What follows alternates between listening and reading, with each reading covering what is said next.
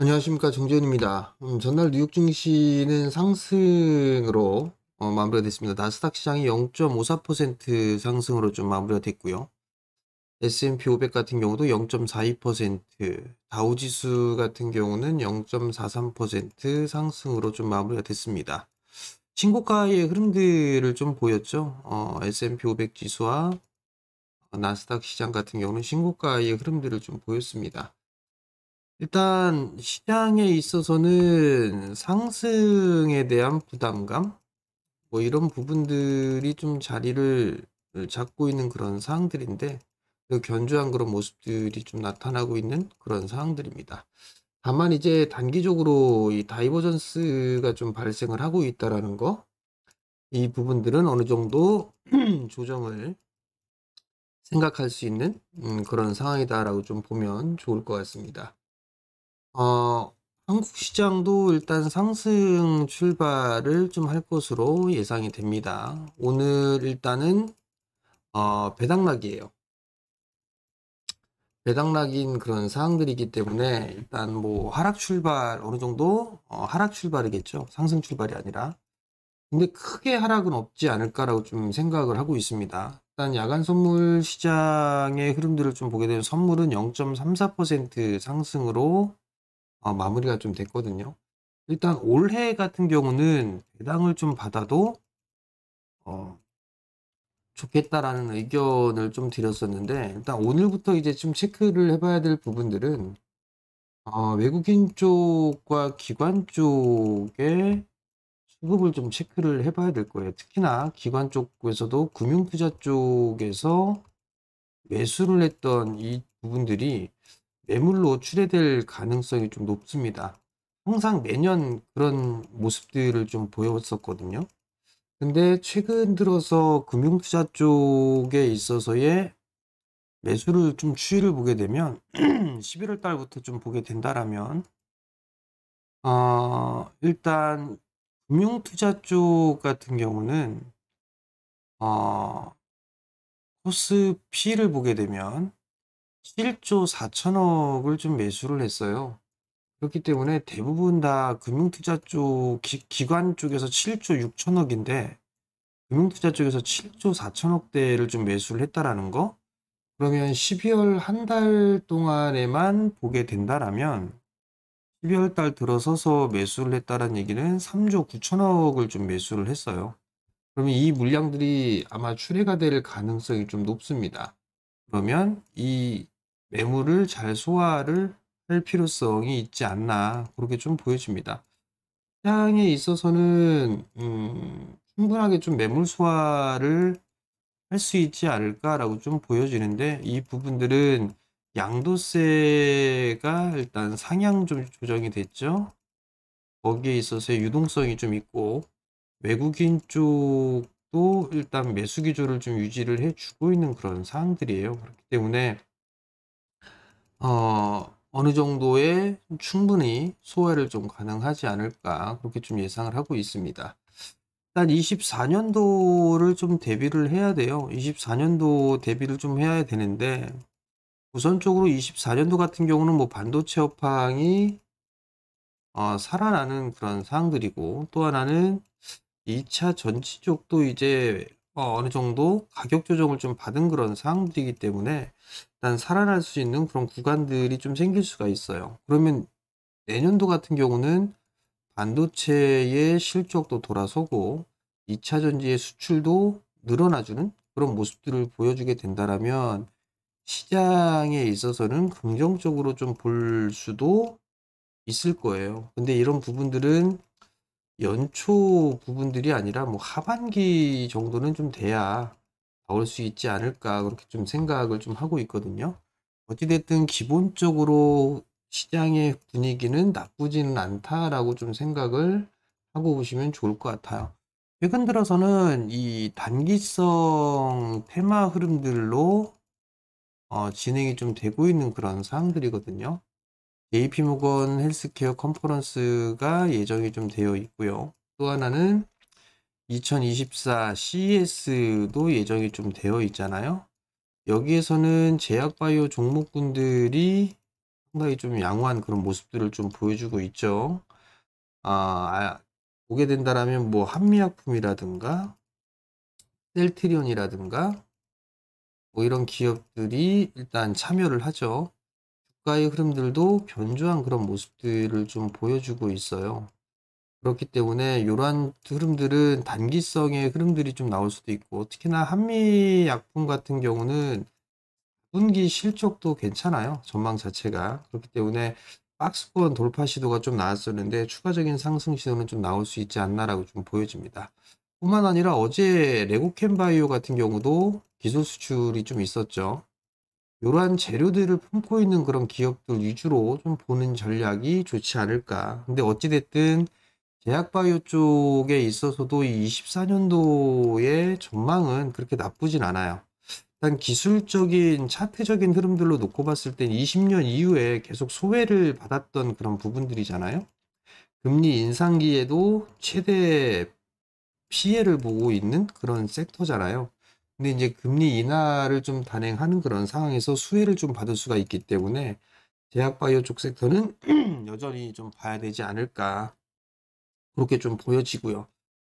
또 한 부분들을 좀 보게 되면 이제 이 CES 부분들이 좀 있어요. CES에서 일단 기술을 나올 수 있는 부분들은 인공지능 쪽, 그리고 로봇, 자율주행, 뭐 이런 쪽의 흐름들이 좀 나오겠죠. 인공지능과 로봇 쪽 참여하는 그런 기업들이나, 해당 시연을 하는 그런 부분들에 있어서는 업체들 같은 경우는 관심을 좀 가지고 봐야 되는 그런 부분들이 아닌가 싶어요. 이 CES 때문에 이 온디바이스 AI 이 부분들이 수의 그 상승의 흐름들이 좀 나오지 않은 건가, 나오지 않았나라고 좀 보여집니다. 아직까지는 이 온디바이스 AI 쪽 같은 경우는 시세가 끝나진 않은 것 같아요. 그러면 조정을 받았을 때는 좀 관심 있게 봐도 좋지 않을까. 그렇게 좀 말씀을 좀 드려보도록 하겠고요. 일단 뭐 종목군들은 상당히 좀 많이 있는 그런 사항들이잖아요, 사실. 뭐 자율주행 쪽에 있어서 뭐 텔레칩스라든가 아니면 뭐 칩셋미디어 뭐 이런 기업들이 좀 있겠죠. 뭐 다른 부분들을 보게 된다라면 뭐 가온칩스라든가 뭐 이런 부분들도 좀 있을 거예요. 최근에 큰 폭으로 좀 상승을 해주는 그런 모습들을 좀 보였었죠.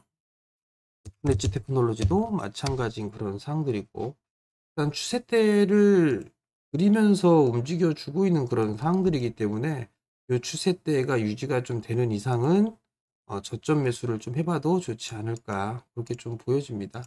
그리고 또 한 부분들은 이제 양도세에 대한 부분들인데, 양도세가 좀 완화가 되면 2차 전지 쪽으로 매기가 좀 들어오지 않겠느냐라고 좀 생각을 했었어요. 근데 2차 전지 쪽으로 매수세가 좀 유입이 되지는 않았습니다. 그러다 보니 일단 국가적인 측면에서는 시간이 좀 필요하지 않을까. 이 부분들을 좀 말씀을 드려야 될 것 같아요. 일단 에코프로비엠 같은 경우도 좀 보게 되면 21선을 깨는 그런 모습들이 좀 나왔거든요. 저희도 요 자리대에서 매수를 했었어요. 요 자리대 좀 매수를 하고 난 이후에 요날 일단 매도 사인을 좀 드렸었거든요. 절반 매도 사인을 드리고 절반을 좀 보유를 하고 있는 그런 상황들인데, 요 자리대 이 30만 원 자리대를 깨진 않았었어요. 네, 깼다라는 얘기는 다시 한번 추가적으로 되밀리는 그런 모습들이 좀 나올 수 있다라는 거, 그 부분들을 좀 기억을 해야 될 것 같고요. 일단 뭐 박스권의 흐름들로 진행이 되지 않을까 이렇게 좀 보여집니다. 그럼 다시 이런 데에서 이제 밀려 내려오고 난 이후에 상승 출발하게 되면 요 35만 원짜리 때가 다시 이제 저항권역으로 진행이 되지 않을까 그렇게 좀 보여집니다.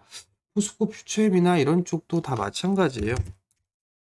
포스코 퓨처엠이라든가 뭐 포스코 홀딩스라든가 이런 쪽도 다 마찬가지가 아닌가라고 좀 보여집니다. 결국은 시간이 좀 필요하다라는 거. 중장기적으로 좀 보게 된다라면 뭐 전망 자체는 나쁘진 않다라고 좀 판단을 하고 있어요. 나쁘진 않다. 근데 이제 다만 단기적으로 좀 흐름들을 기대를 했다라면 요 부분들은 기대치를 좀 낮출 필요성이 있지 않을까. 여전히 좀 박스권의 흐름들로 좀 진행이 되지 않을까 싶습니다. 그 점은 좀 말씀을 드려야 될 부분들이 있으니까 또 참고를 좀 하시면 좋을 것 같고요. 그리고 여전히 바닥 탈피를 하고 있는 섹터들은 봐야 될 것 같아요. 기술적으로. 보게 된다라면 오늘 흐름들을 좀 보게 해서 바닥을 탈피해 나가는 쪽이 대표적으로 에너지 쪽 볼 수가 있습니다. 태양광이라든가 풍력, 뭐 수소, 원자력 뭐 이런 쪽에 있었죠. 미국 시장 전날 같은 경우도 에너지 쪽하고 그다음에 이 에너지 쪽 뭐 태양광 쪽하고 리튬 쪽하고 이런 쪽이 좀 제법 올랐어요. 이런 쪽이 올랐고 바이오 쪽도 여전히 좀 올라주는 그런 모습들을 좀 보였거든요. 그럼 이 에너지 쪽에 있어서의 종목군들 그리고 바이오 쪽 같은 경우도 눌림목을 좀 주는 그런 기업들도 여전히 좀 관심 있게 봐야 될 것 같아요. 최근 들어서 어제 기사를 보니까 제약사들 좀 M&A 건수 M&A가 좀 나오는 그런 기업들이 좀 있더라고요. 그리고 제약바이오 쪽에 있어서의 기사가 좀 제법 많이 나오고 있습니다. 거기에다가 JP모건 헬스케어 컨퍼런스도 좀 예정이 되어 있죠. 이러한 이슈들이 좀 맞물리면서 제약바이오 쪽 섹터는 좀 더 올라갈 수도 있는 그런 여력이 있어요. 그렇기 때문에 제약바이오 쪽 섹터를 여전히 좀 봐야 되지 않나라고 좀 보여집니다. 그럼 결국은 에너지 그리고 제약바이오 여기에다가 뭐 반도체 뭐 이런 쪽을 여전히 좀 보되 에너지 쪽 같은 경우는 뭐 태양광이랑 풍력 뭐 이런 쪽도 봐야 되겠고 그다음에 뭐 2차 전지 쪽도 봐야 되는 그런 사항들인데 2차 전지 쪽 같은 경우는 뭐 장비 쪽이 전 좀 더 낫지 않을까라고 좀 보여지고요.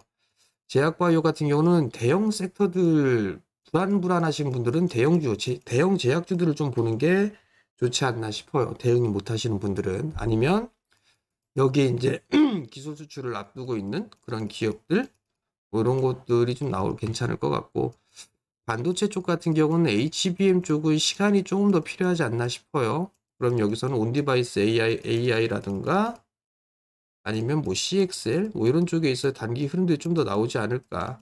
그리고 반도체를 좀 보게 된다면 저는 장비 쪽보다는 소재 쪽이 좀 더 좋지 않을까. 그런 부분들을 좀 말씀을 좀 드려보도록 하겠고요.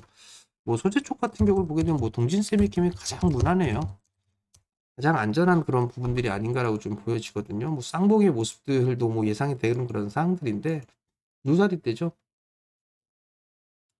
요 자리대 눌러주는 그런 모습들이 좀 보여지게 되면 여기 이 부분에선 분할로 매수 포인트를 좀 잡아도 되지 않을까 싶어요. 뭐 이런 쪽이라든가 아니면 소재 쪽에 있는 그런 종목분들 뭐 그런 부분들도 괜찮지 않을까라고 좀 보여지는데 일단 뭐 TSE도 어제 좀 말씀을 좀 드렸었는데 일단 조정을 좀 받았어요. 뭐 이 정도 이제 분할 매수 포인트 충분히 좀 잡을 수 있지 않나 싶습니다. 그러니까 그러한 부분들 좀 참고를 하시고 대응을 하시면 되지 않을까 싶습니다.